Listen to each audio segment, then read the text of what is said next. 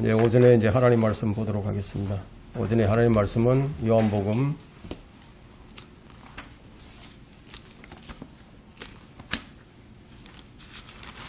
16장 7절부터 보겠습니다. 7절부터 13절까지 보겠습니다. 다 찾으셨습니까? 제가 받들어 읽겠습니다. 그러나 내가 진리를 너희에게 말하노니 내가 가는 것이 너희에게는 유익하니라. 만일 내가 가지 아니하면 위로자가 너희에게 오지 아니하시리라. 그러나 내가 떠나가면 내가 그분을 너희에게 보낼 것이라. 그분이 오시면 죄에 대하여 의에 대하여 심판에 대하여 세상을 책망하시리라. 죄에 대하여라 하면 그들이 나를 믿지 않기 때문이요, 의에 대하여라 하면 내가 내 아버지께 가므로 너희가 나를 다시는 보지 못하기 때문이며, 또 심판에 대하여라 하면 이 세상의 통치자가 심판을 받기 때문이라.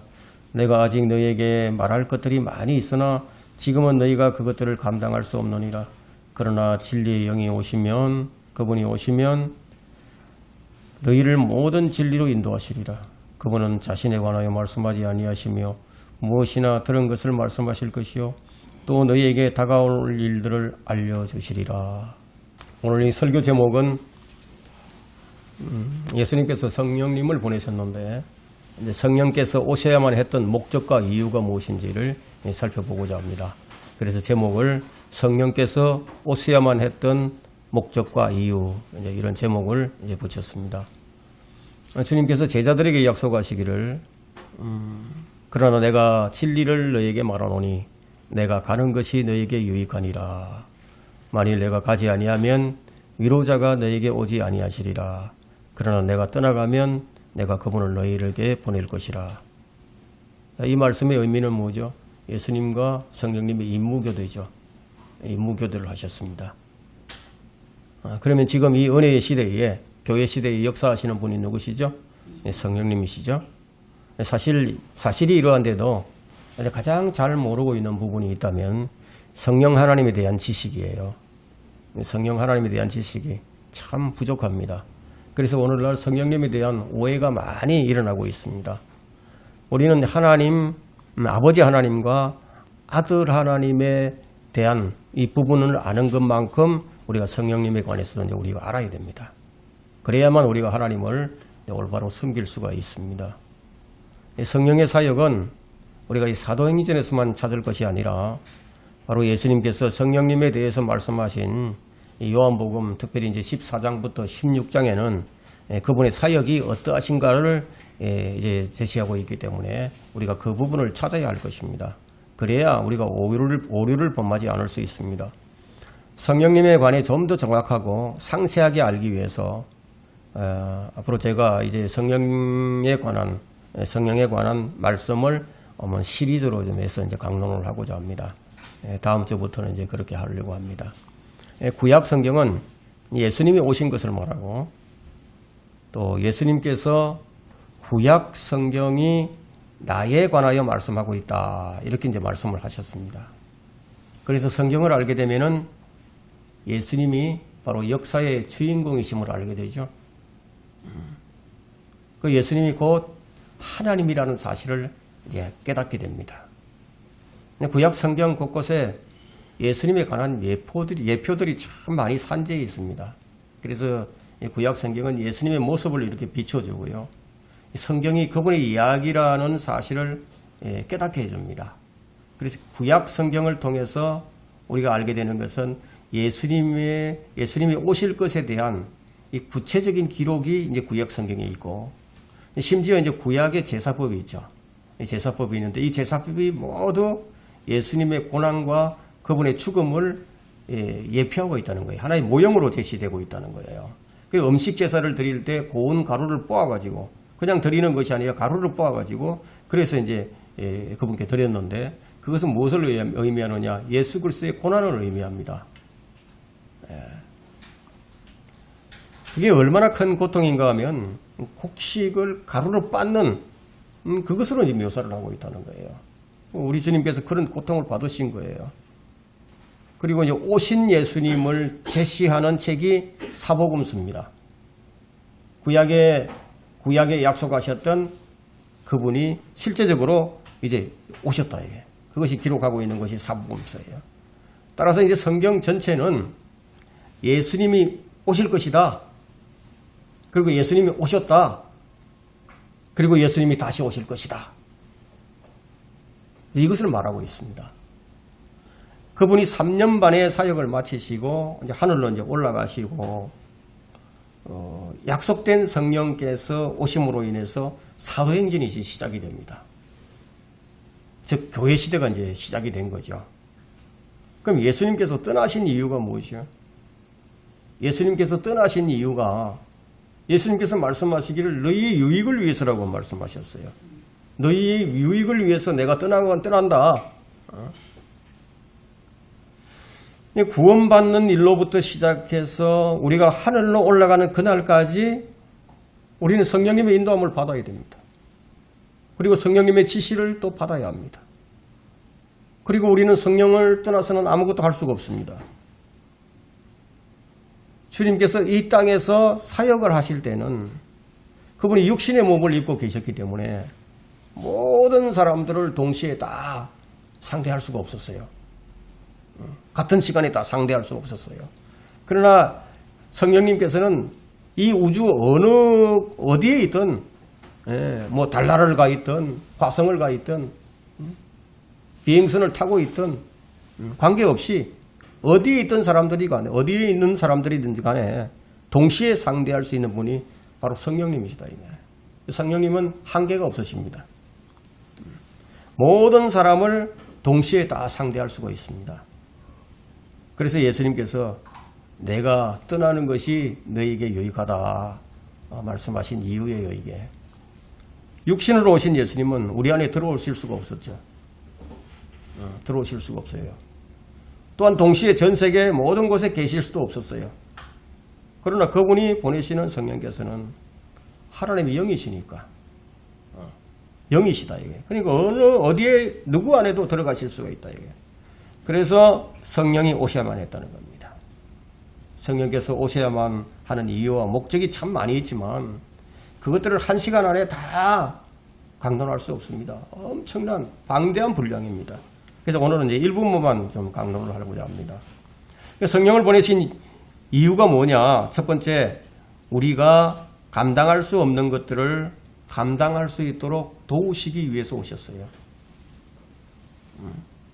우리가 감당할 수 없는 것들이 너무나 많이 있습니다. 본문 12절을 보세요. 내가 아직도 너희에게 말할 것들이 많이 있으나 지금은 너희가 그것들을 감당할 수 없느니라. 감당할 수가 없다. 그래서 이 목적으로 이제 이 성령님께서 오셨어요. 사실 우리 인간은 하나님의 뜻을 이루지 못합니다. 모든 인간이 다 실패를 했어요. 성경의 역사를 보게 되면 모든 인간이 다 실패를 했습니다. 아담의 실패로부터 시작해서 노아의 홍수에서 노아의 가족을 구해내셨지만 그들도 실패를 했고 이스라엘을 이집트에서 불러내어 약속의 땅으로 들여보냈지만 그들도 역시 실패를 했고 근데 그들은 바벨론으로 포로로 잡혀가 버렸고요. 그리고 돌아와서 스룹바벨 성전을 다시 짓고 일시적으로 회복을 했지만 그들 역시 경건의 모양은 있으나 경건의 능력이 없었어요. 그들은 이 땅에 오신 예수님을 거절하고 그분을 십자가에 죽이는 죄를 지었습니다. 모두가 다 실패를 했습니다. 그래서 이 땅에 진정한 하나님의 자녀들을 세우시기 위해서 성령님께서 오셔야만 했었습니다.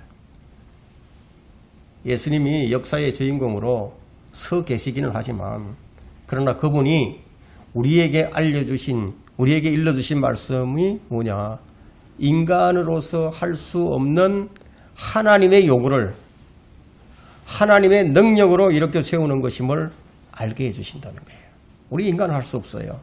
하나님의 요구는 우리 힘과 능력으로 감당할 수 없는 일이에요. 만약 우리가 감당할 수 있다면 성령님 오실 필요가 없죠. 우리가 하면 되니까. 우리 인간은 자기가 선 줄로 알지만 선 줄로 아는 순간 넘어지는 게 또한 인간이에요. 심지어는 뭐 어떤 사람은 자신이 넘어졌어도 이제 넘어진 줄도 모르고 말씀과는 엉뚱한 길로 이제 가게 되는 것을 참 많이 보게 되는데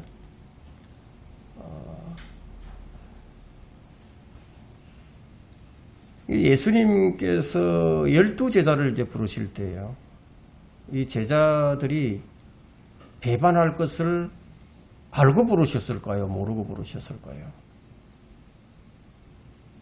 알고 부르셨어요. 그들이 점진적으로 완성될 것을 기대하고 부르신 것이 아니에요. 주님께서는 그들이 실패할 줄 알고도 그들을 데리고 끝까지 사역을 완수하셨습니다. 실패할 줄 알고요.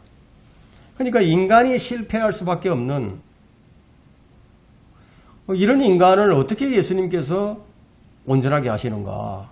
그 답을 지금 예수님께서 가르쳐 주신 거예요. 예수님의 가르침은 사실 그 당시의 사람들이 감당할 수 없는 말씀이었습니다. 지금도 마찬가지예요. 사람들은 주의 말씀을 이해할 수 없어요. 너희가 내 살과 내 피를 마시지 아니하면 너희 안에 생명이 없느니라. 여러분, 이 말씀 이 세상 사람들이 이해할 수 있을까요? 이는 내 살은 참된 양식이요 내 피는 참된 음료임이라. 이 말을 들었던 사람들이 뭐라고 답을 했습니까? 이 말씀은 참 어렵도다. 이 말씀은 참 어렵도다. 누가 그것을 들을 수 있겠는가? 그러면서 그들이 주님을 다 떠나가 버렸습니다. 그래서 예수님께서 제자들에게도 너희도 가르느냐 하고 물으시죠. 그때 베드로가 무슨 말을 합니까? 영생의 말씀이 주님께 있는데 우리가 누구에게 가리까? 그렇게 말을 하며 제자들이 잠시 머물렀지만 위험이 닥쳐오자 그들은 주님과 함께 있을 수 없었어요. 장담했지만 죽음에까지라도 같이 가겠다. 장담했어요. 사실 거짓말이 아니었습니다. 그때 그 말을 할 때는 진심이었어요. 그런데 그렇게 진심으로 했던 그 말도 그들은 지킬 수가 없었어요. 그럼 우리는 우리가 한 약속, 내가 한 말도 지키지 못해요. 그럼 우리는 약속을 지킬 수 없는 존재들입니다. 이런 존재가 참 누구를 평가하고 누구를 판단한다는 게 얼마나 참 우스꽝스러운 일입니까? 근데 여러분은 얼마나 많이 속았죠? 여러분 얼마나 많이 배신을 당했습니까? 여러분 인간은요 원래 약속을 지킬 수 없는 존재예요. 성경은 사람을 신뢰하라고 말씀하고 있지 않습니다. 대신에 뭐라고 말씀하시느냐? 서로 사랑하라. 서로 용서하라는 말씀은 있지만 인간을 믿으라 이런 말은 없어요. 심지어는 교회 안에서 오랫동안 교제해 오던 형제자매들 그런 사람들도 속여요. 사람들이 얼마나 배신을 하고 배신을 당하는지 모릅니다. 근데 배신 당했다고 분노할 필요도 없어요. 내가 사람을 신뢰했던 내가 잘못이지. 그 믿음의 대상은 오직 하나님 한 분뿐이십니다.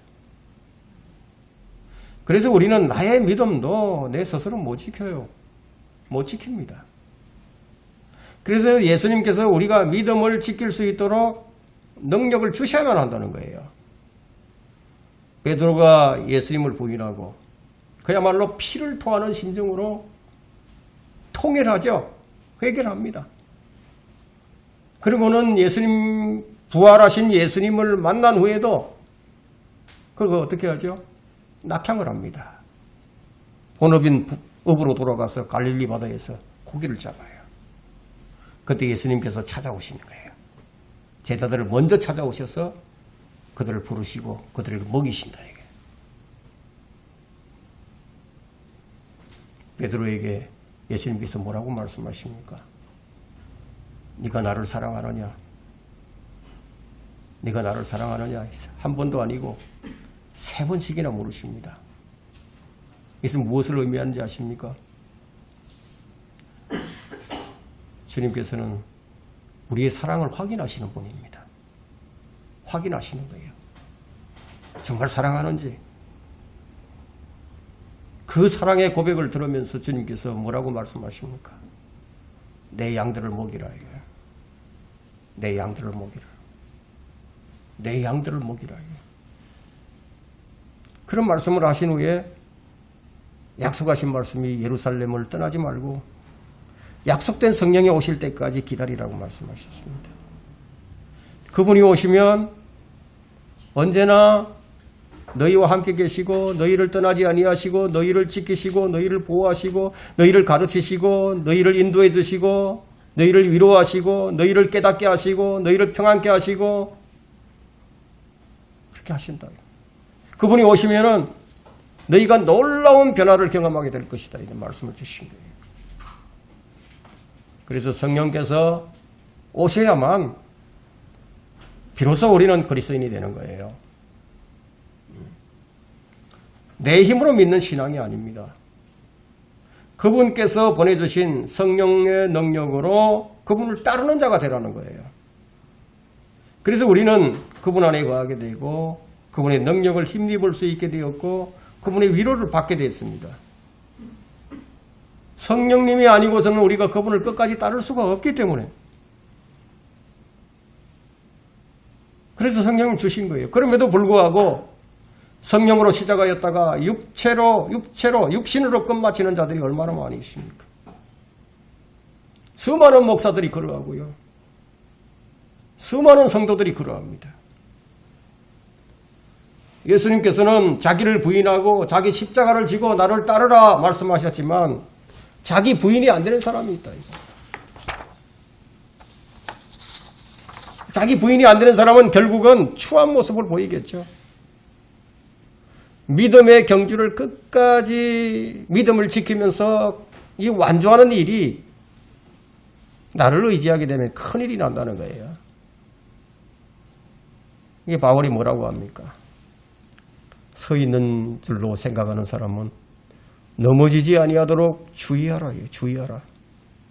아니 오죽했으면 이런 말씀을 주셨겠어요. 얼마나 잘 넘어졌으면 그 유정의 미를 거두라는 그런 말이 있죠.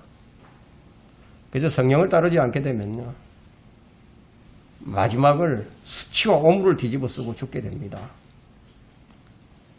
우리 신앙은 매 순간 주님을 바라보면서 주님만을 의지하는 삶을 살아야 한다는 거예요. 인간이란 실망하는 존재예요. 실수하는 존재입니다. 죄를 지을 수밖에 없는 존재예요. 예, 주님께서 마지막으로 제자들에게 하신 말씀이 약속된 성령을 너에게 보낼 것이다. 보내신 목적이 뭐냐? 그게 바로 너희의 유익을 위해서다. 왜냐하면 너희는 다 각자 양같이 길을 잃어서 각자 자기의 길로 갈 것이니까. 무슨 말이냐면 자기 좋을 대로 믿고 자기 마음대로 자기 뜻대로 살 것이니까. 다들 하나님의 뜻대로 하는 것 같아도요. 실상 어떻죠? 자기 뜻대로 하는 경우가 더 많죠.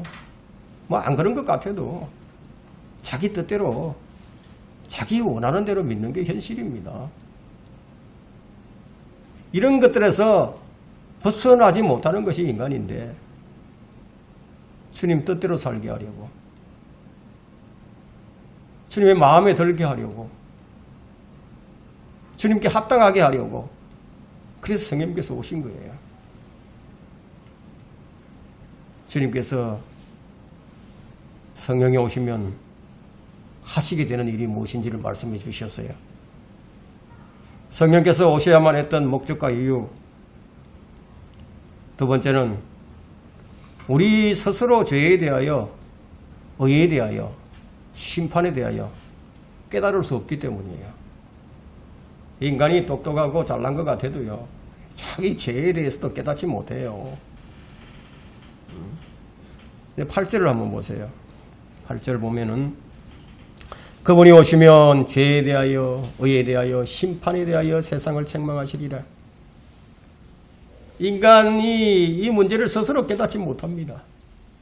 즉 자신의 본질을 보지 못한다는 거예요. 자신이 죄인인 줄로 정말로 깨닫게 되는 순간이 언제입니까? 예? 여러분, 언제 자신이 정말로 죄인임을 깨닫게 됩니까?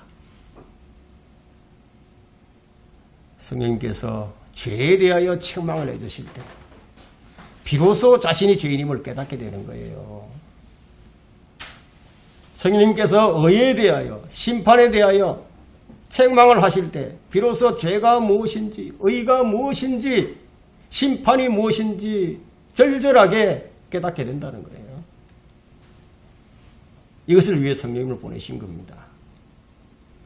이스라엘이 그토록 하나님을 잘 섬긴다고 착각했던 원인이 무엇입니까? 예? 그들이 태어나면서부터 선민으로 태어났어요. 그래서 그들은 선민의식이 있었기 때문에 우리는 죄인이 아니다 생각했습니다. 이방인들만이 죄인이다 생각했습니다. 그렇게 생각한 이유가 무엇입니까? 그들의 종교 행위가 그렇게 생각을 하게 만들었죠. 그들은 그들의 종교 행위를 통해서 하나님께 가까이 나갈 수 있다고, 그들의 종교 행위를 통해서 하나님을 잘 섬길 수 있다고 생각을 했습니다. 그런 자들에게 성령님께서 오시자 어떻게 되었죠? 비로소 죄를 깨닫게 되고 의가 무엇인지 이제 알게 된 거예요.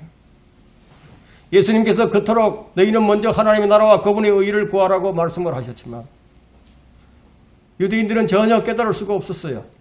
무슨 말인지 이해를 못했습니다.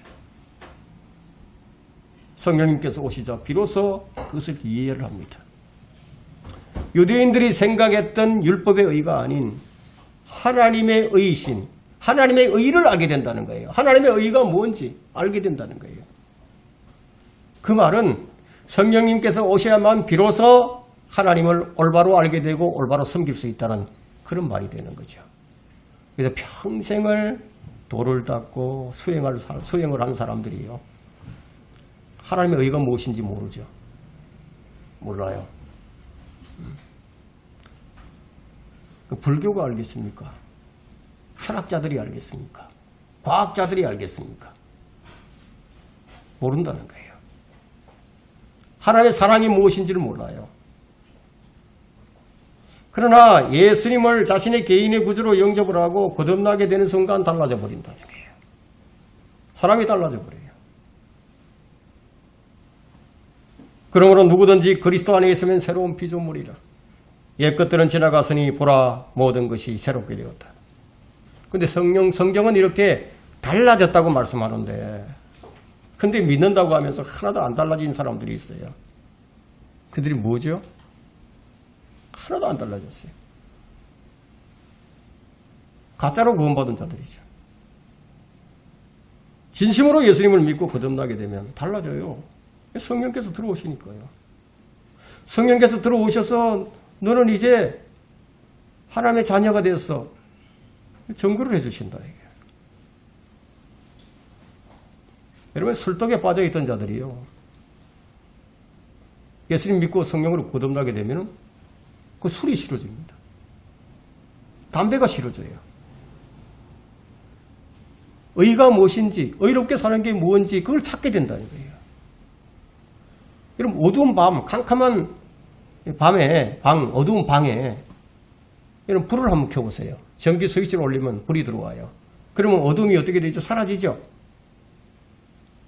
성령께서 내 안을 비추시면은 어두웠던 내 안이 밝아진다. 빛이 들어오면 어둠은 머무르지 못해요. 어둠은 떠나갑니다. 거듭나게 되면 거짓말이 불편해서 못 견뎌요. 그 예수님께서 성령님을 보내신 이유는 성령께서 오셔야만 비로소 인간이 죄가 무엇인지 의가 무엇인지 깨달을 수 있기 때문에 여러분 심판이 두렵지 않은데 여러분 구원받을 필요를 느낄까요? 한번 생각해 보세요. 정말 구원이 절절할까요? 심판이 뭔지를 모르는데 지옥이 뭔지를 모르는데 그래서 그런 사람에게 예수님이 필요할까요? 인간 예수는 필요할지 모르지만 구원자 예수 그리스도는 필요 없다 이거예요.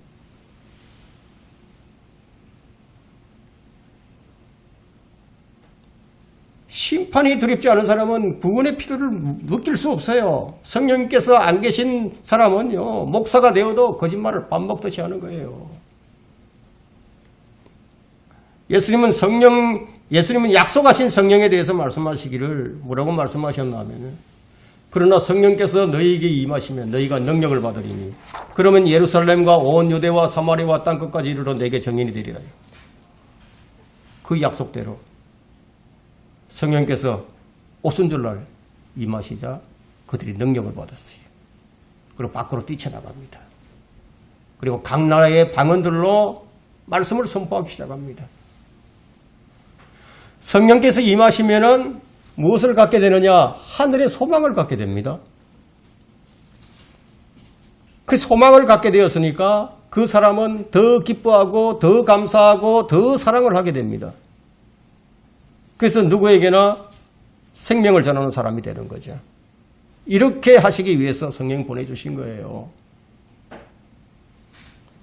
우리 힘으로는 안 되는 일입니다.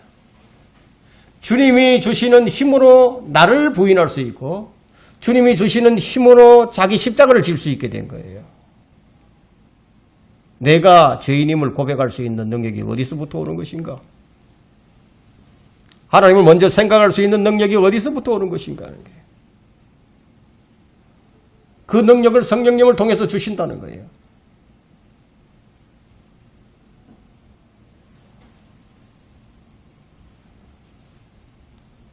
주님께서는 하나님의 영광을 나타내게 하기 위해서 우리로 성령으로 거듭나게 만들어 주셨습니다. 예수님을 부인했던 제자들이 약속된 성령을 받고 비로소 그리스도인이 된 거예요. 그리스도인. 비로소 이제 하나님의 종이 된 겁니다. 성령님은 우리를 그리스도의 정인된 삶을 살게 만드십니다. 여러분, 사랑은 성령의 열매죠. 사랑은 성령의 열매예요. 자, 내가 방언하는 은사가 있어서 각 나라의 말을 다 한다고 해도요, 사랑이 없으면 무슨 소용이 있겠어요? 내가 내 재산을 몽땅 다 팔아가지고 가난한 사람들을 구제하고 그들을 위해서 내 몸을 헌신을 한다 하더라도 사랑이 없다면 내게 무슨 유익이 있겠습니까? 아무런 유익이 없다는 게 성경의 말씀이에요. 그래서 우리가 무슨 재주로 이런 사랑을 할 수 있겠습니까? 우리가 무슨 재주로 우리가 거룩해질 수 있겠습니까? 우리의 것이 아닌 하나님께서는 하나님 자신의 것으로 우리를 거룩하게 만드시는 거예요. 그래서 아버지의 말씀으로 그들을 거룩하게 하여 주옵소서. 예수님은 나는 길이요 진리요 생명이라고 말씀하셨고요. 성령님은 진리의 영이시다 이게. 성령님이 진리시다 이게.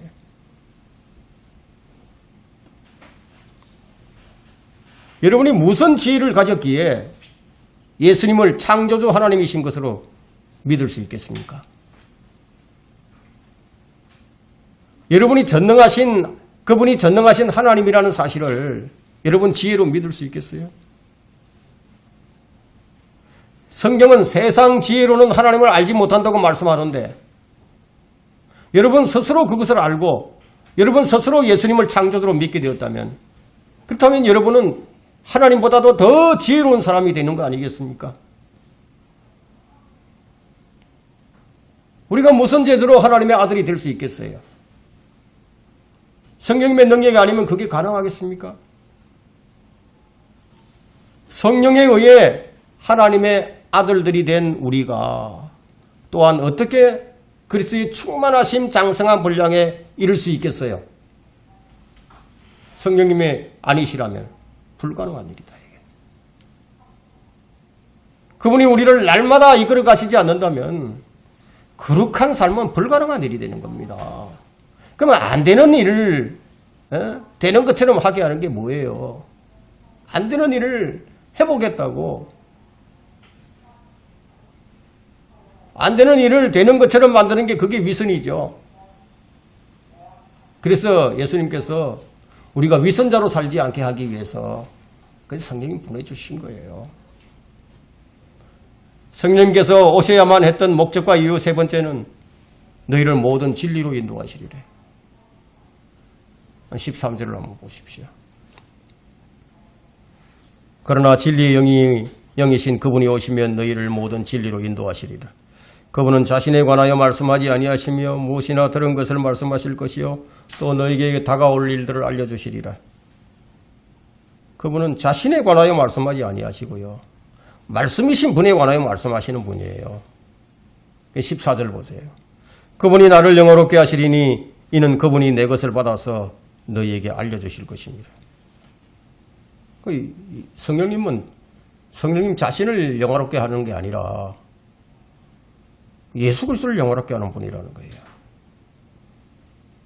진리란 무엇입니까? 우리 오전에 성경 공부했죠.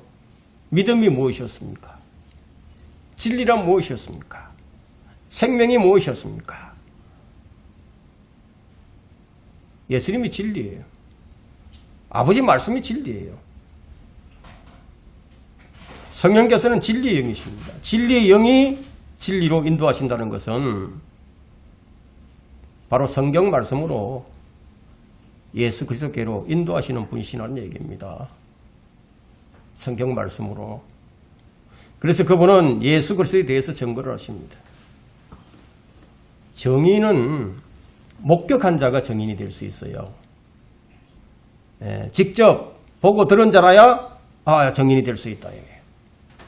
그래서 성령님께서는 하나님 아버지와 예수 그리스도의 모든 일들을 다 알고 계신다. 예수님은 육신을 입고 이 땅에 오셨어요. 사람으로 오셨어요. 그럼 누구에 의해서? 성령님에 의해서. 성령으로 잉태하셨고 성령에 의해서 사시다가 성령에 의해서 드려지셨고 성령에 의해서 하늘로 올라가셨고 성령에 의해서 다시 오실 것이다. 그럼 이 정도면 성령님보다 더 확실한 정인이 없는 셈이죠. 그래서 우리 주님은 성령께서 자신의 정인이 될 것이라고 말씀을 하셨습니다. 그러나 아버지께로부터 너희에게 보낼 위로자 곧 아버지께로부터 나오시는 진리의 영이 오시면 그가 나에 관하여 증거하시리라. 이 요한복음 15장 26절에 말씀하셨죠. 그러니까 성령님께서 모든 것을 가르치신다고 하셨죠. 그리고 하나님 말씀을 주님이 하신 말씀을 기억나게 하신다고 말씀하셨죠. 그러면 14장 26절 한번 보세요. 그러나 위로자이신 성령은 아버지께서 내 이름으로 보내시리니 그가 너희에게 모든 것을 가르치시며 또 내가 너희에게 말한 모든 것을 기억나게 하시리라. 우리는 성경을 말하거나 그리스도를 증거할 때 절대적으로 성령님의 도우심이 필요합니다. 하나님의 모든 말씀은 성령에 의해 주어졌고 성령에 의해 해석이 됩니다. 사람이 아무리 성경을 탐구한다 하더라도 성령님께서 알게 하시지 아니한다면은 자신이 하나님의 말씀을 선포하고 대언하고 있으면서도 그것이 무엇을 뜻하는지 알지 못했어요. 옛 선지자들이 그러했습니다. 그럼 베드로전서 1장 10절과 11절에서 우리가 확인을 한번 해보겠습니다.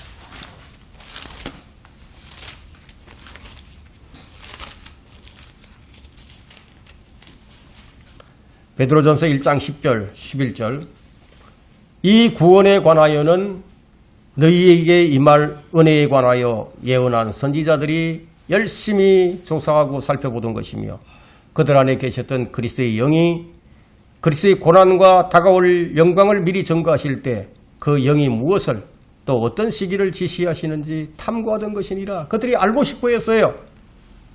알고 싶어 했지만 성령님께서 알려주시지 않았어요. 말은 하게 하셨는데, 기록도 하게 하셨는데, 성령이 없이 전하는 말은 아무런 능력이 안 나타납니다. 우리는 성령으로 복음을 전하는 자들을 통하여 우리가 그것을 전해 들었고, 우리 또한 성령으로 복음을 전합니다. 하나님의 말씀을 받은 자들은 성령님을 통해서 받는 거예요. 성령님을 통하지 않고는 아무도 예수를 주라고 고백할 수가 없다고 말씀하십니다. 아무도. 가짜로 하는 사람들은 있죠. 가짜로 하는 사람들이 있는데, 성령님은 우리가 하나님의 자녀인 것을 친히 증거해 주십니다. 성령님은 하늘에서도 증거하시고 이 땅에서도 증거하시고 우리 안에서도 증거하십니다. 우리 요한일서 5장 6절, 7절, 8절을 한번 보십시다. 삼위일체를 가장 강력하게 제시하는 구절인데요.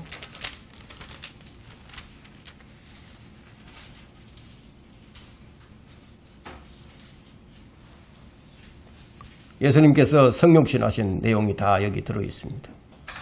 그분이 누구신지. 요한일서 5장 6절, 이분은 물과 피로 오신 분, 곧 예수 그리스도시라. 물로만이 아니라 물과 피로니라. 증거하시는 이는 성령이시니 성령은 진리이시기 때문이라. 이는 하늘에서 증거하시는 이가 세 분이시니 아버지와 말씀과 성령이시여 이 세 분은 하나이십니다. 또 땅에서 증거하는 것도 셋이니 성령과 물과 피여 이 셋은 하나 안에서 일치하느니라. 예수 그리스도의 몸에는 신격의 모든 충만함이 몸의 형태로 구하고 있었습니다.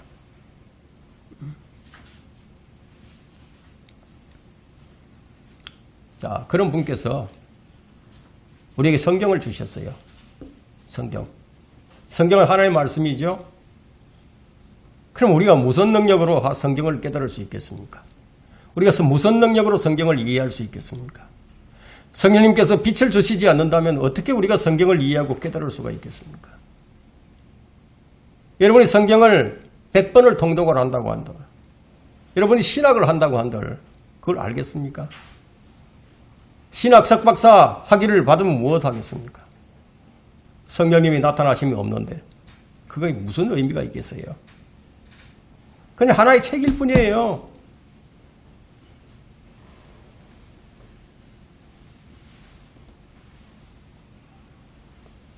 성령으로 충만하게 되면은 말씀으로 인도를 받게 되고, 말씀이 풍성해지면 비로소 조화를 이루기 시작합니다.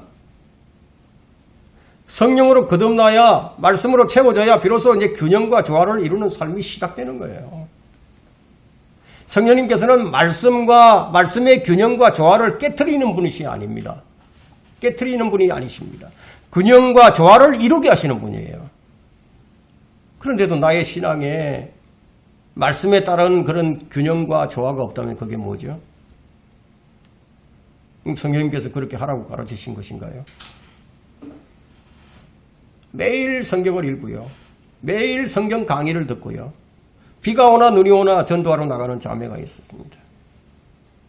그런데 가정은 내팽개쳐요. 남편이 밥을 먹든 말든, 자식이 밥을 먹든 말든. 그건 조화를 이루는 삶이 아니에요. 그건 성령님의 인도함을 받는 삶이 아니라는 거예요. 본인이 아무리 성경을 공부하고 아무리 전도를 하러 다닌다 할지라도 그건 여전히 자기 중심의 삶이에요. 자기 만족을 위한 공부를 하고 있고 자기 만족을 위한 전도를 하고 있고 자기 만족을 위한 것이지 주를 위한 것이 아니다. 이게. 성령님은 진리의 영이세요. 그분은 모든 진리로 인도해 주십니다. 그분이 알게 하지 않으면 우리가 죽었다 깨어나도 진리를 알 수 없어요. 그분이 아니면은 우리 성령의 열매에 못 맺어요. 사람의 평가는 돈이나 학벌, 명예나 권력, 이런 걸 보고 평가를 하지만 성경 어디에도 그런 것으로 평가하라고 말씀하지 않았습니다. 사랑과 기쁨과 오래 참음과 선함과 친절과 믿음과 온유와 절제 이런 열매는 우리가 무슨 방법으로 이걸 맺을 수 있겠습니까? 우리가 고난 중에도 기뻐할 수 있는 것, 나의 구원의 하나님으로 인하여 내가 하나님을 기뻐할 수 있는 것, 박해와 모욕을 당하면서도 평안을 누리고 감사할 수 있는 비결이 무엇이겠습니까? 바로 성령님이시다. 이게. 이런 환난 가운데서 우리의 믿음의 줄을 놓지 말고 살아갈 수 있도록 주신 약속이 바로 성령님이신 거예요. 고난 중에 불평이나 원망이 있다면 불신자들과 다를 게 뭐가 있겠습니까? 좀 더 많이 벌고 남들보다 좀 더 잘 사는 게 뭐 그리 중요한 것인가요? 성령을 따라 사는 사람은 한쪽만 보는 거예요. 방향이 하나님 한 분뿐이에요. 그 방향을 딱 맞추고 있어요. 그것으로 만족이에요. 어떤 어려움 속에서도 감사와 기쁨과 평안을 그리고 찬양을 주시려고 성령 우리에게 보내주신 거예요. 그러면 우리 마음속 깊은 곳으로부터 찬양이 우러나오는 거예요. 그럼 시와 찬송으로 노래하는 거예요. 하나님의 영이 아니고서는 그 누구도 예수님을 주와 그리스도로 고백할 수 없습니다. 우리가 아무리 예배하고 우리가 아무리 그리스도인으로 행동한다 하더라도 우리 중심에 예수님이 안 계시면 하나님 성령님이 안 계시면 우리 다 가짜예요. 성경은 하나님의 사람들이 성령의 감동을 받아 말한 하나님 말씀이에요. 따라서 하나님 말씀을 이해하는데 성경의 저자가 필요하겠죠. 저자의 설명과 도움이 필요하다는 겁니다. 그래서 고린도전서 2장 10절과 11절에는 그러나 하나님께서 이것들을 우리에게 그의 영으로 나타내셨으니 이는 성령께서는 모든 것 심지어 하나님의 깊은 것들까지도 통찰하시기 때문이라. 하나님의 깊은 것들까지도 통찰하시기 때문이라. 사람의 일을 그 사람 안에 있는 사람의 영이 아니면 누가 알리요. 이와 같이 하나님의 일도 하나님의 영이 아니면 아무도 모르느니라. 성령님 외에는 아무도 하나님을 알 수 없어요. 지금 여러분들이 알고 있는 하나님에 관한 모든 것들은 성령님께서 알게 해주신 겁니다. 지금보다 더 많은 것들을 알고자 한다면 성령님의 도움을 받아야 한다는 거예요. 사람들이 성령의 도움이 없이 신학을 공부하고요. 성령의 도움이 없이 성경을 읽고 성령님의 도움이 없이 설교도 합니다. 그렇게 한다 이거예요. 그렇게. 그들은 사사로이 성경을 해석해서 많은 사람들을 지옥에 보내기도 했고요. 지금도 보내고 있는 거예요. 하나님께서 성령님을 보내신 것은요. 하나님의 깊은 것들, 그것을 깨닫게 해주시고, 그것을 알게 해주시려고 우리에게 보내신 거예요. 근데 나는 성경을 잘 모른다. 그러면 주님 앞에 설 때 해명을 하게 됩니다. 해명을 하게 된다요. 성령 주셨는데 네가 무엇 했느냐 이거예요. 하나님께서 우리에게 성령님을 주신 목적을 분명하게 천명하셨는데 하나님께서 우리에게 값없이 주신 것들을 알게 하려고 주신 것이라고 고린도전서 2장 12절에 말씀하고 있습니다. 값없이 주신 것들, 하나님의 은혜를 알게 하려고 주셨다. 그런데 감사가 없다. 그럼 뭐예요? 내 생활에 감사가 없어요. 내 마음에서 깊이 올라오는 이런 감사가 없어요. 성령님하고는 그냥 상관없이 산다는 거죠. 성경의 해석은 성령님의 사역입니다. 주님은 우리에게 계시의 영을 주셔서 하나님의 깊은 것들을 알게 해주십니다. 결론적으로 우리는 하나님께서 약속하신 성령님을 힘입어서 우리의 믿음의 경주를 완주해야 합니다. 우리가 선한 싸움을 싸우고 달려갈 길을 마치고 믿음을 지키는 일은 성령님을 힘입어서 한다. 바울은 옥중서신을 쓰면서 뭐라고 했는지 아십니까? 바울이 옥중서신을 많이 썼죠. 감옥에 갇혀서 편지를 쓴 거예요. 근데 내가 감옥에 갇혀 있으니까 나 좀 풀려나게 해달라고 그렇게 기도를 요청한 것이 아니고요. 복음이 더 널리 전파되도록 기도하라고 요청을 하면서 우리에게 당부한 일이 무엇이었습니까? 모든 일을 성령을 힘입어서 해야 한다고 이런 당부를 했어요. 그래서 디모데후서 2장 13절과 14절에는 너는 그리스도 예수 안에 있는 믿음과 사랑 안에서, 우리 믿음이 어디 있어요? 예수 안에 있다. 사랑이 어디 있어요? 예수 안에 있다. 너는 그리스도 예수 안에 있는 믿음과 사랑 안에서 내게 들은 건전한 말씀들의 본을 굳게 붙잡고 우리 안에 거하시는 성령을 힘입어 네게 맡겨진 좋은 일들을, 그 좋은 것들을 지키라. 그리고 또 뭐라고 얘기했습니까? 항상 기뻐하라. 쉬지 말고 기도하라. 모든 일에 감사하라. 이것은 그리스도 예수 안에서 너희에 관한 하나님의 뜻이니라. 성령을 소멸하지 말라. 예언을 멸시하지 말라. 모든 일을 시험하여 보고 선한 일을 붙잡으라. 우리의 신앙의 관건이 뭐냐? 우리의 신앙의 관건이 성령님의 인도하심을 받는가 못 받는가, 거기에 달려있다. 성령님은 죄인들을 그리스도의 십자가로 이끌어갑니다. 죄가 무엇인지, 죄인이 무엇인지, 죄에 대한 심판은 어떤 것인지, 지옥은 무엇인지, 하나님의 의는 무엇인지, 복음을 통해서 이러한 것들을 깨닫게 하셔서 우리가 구원을 받도록 인도해 주신다. 구원받은 이후의 삶도 역시 마찬가지다는 거예요. 우리의 이기적인 중심에서 그리스도의 중심으로 우리를 이끌어가는 거예요. 그래서 날마다 자기를 부인하고 자기 십자가를 지고 주님을 따르도록 해주십니다. 이 모든 일은 성령님이 아니면 우리 인간의 능력으로는 불가능하다. 이것이 성경의 결론이에요. 불가능하다. 만일 우리가 우리의 힘과 능력으로 다 행할 수가 있다면 예수 그리스도께서 이 땅에 오실 필요도 없었고 성령님께서 오실 필요도 없었을 거예요. 우리의 한계를 벗어난 하나님의 일들이 있습니다. 우리가 감당할 수 없는 그런 것들이 있어요. 하나님의 뜻과 계획들을 깨닫게 하시고 불가능을 가능으로 만드시는 분이 바로 성령님이십니다. 지금 교회 시대는 성령의 시대예요. 우리는 예수님께서 떠나시면서 약속된 성령을 보내신 목적과 그 이유에 관해서 우리가 성경으로 고찰해봤습니다. 우리는 끝까지 믿음을 지켜야 합니다. 그러기 위해서는 성령으로 충만해야 합니다. 성령으로 충만하지 않고서는 우리는 믿음을 지킬 수 없어요. 성령 충만하면 모든 것을 하나님의 뜻 안에서 성령님께서 이루게 하십니다. 하나님께서 어떤 교회에 함께 하시겠습니까? 성령으로 충만한 두세 사람이 모이는 곳에 함께 하신다. 이게. 수천 수만이 모여도 자기 힘으로 하는 교회는 함께 하시지 않는다. 이게. 매우 안타까운 일이지만 오늘날 교회의 현주소가 바로 이거예요. 나의 믿음으로 하려고 한다. 이게.